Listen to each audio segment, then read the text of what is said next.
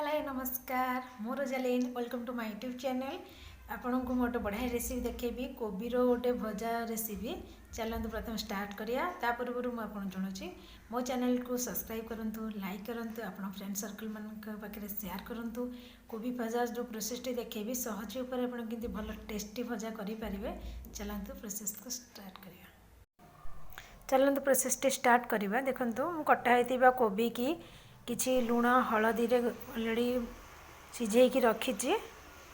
तो ये प्रोसेस को आरंभ करवा। तेल कढ़ई रे किछि गरम करनबा, तादरे जीरा ऐड करवा।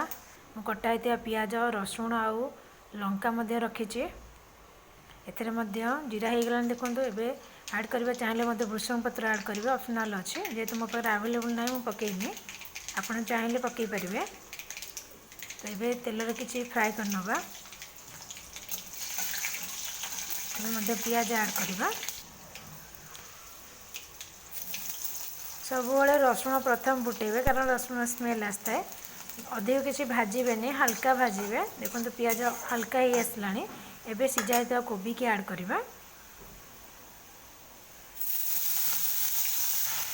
देखो मुझे कम्प्लीट भाव ऐड कर देछि। एबे मिक्स करनबा तेल सहित भलसे। तो किसी समय फ्राए होगा को दबा, ब्राउन कलर टिके आसीबा। अधिक भाजबे कोबी को, टेस्ट कमी जीवो। जेहेतु मुझे सीझे देती हल्का ब्राउन करवा। देखो मु मिक्स करके समय छाड़ी देछि, ब्राउन ही आसला। आ कोबीटा भल से सीझी जाइए।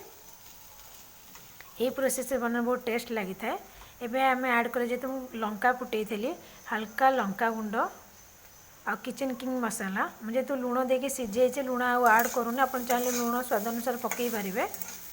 तो जेहेतु किचन किंग मसाला किसी लुण ऐड थाए, मुझे लुण ऐड करनी। तो भल से फ्राए करनबा। एबे देखो मैगी मसला मु ऐड कर। मैगी मसला ऐड कले बहुत टेस्ट बढ़ी थाए। किसी मसला ऐड कर मिक्स करनबा। देखो मुझे ऐड करके मिक्स कर नौछि। एटा हम रोटी परोटा आउ पूरी रे मध्य खाई पारे, चाहे भी भात रे मध्य खाई पारे। देखो बहुत सुंदर भाव ये आसी।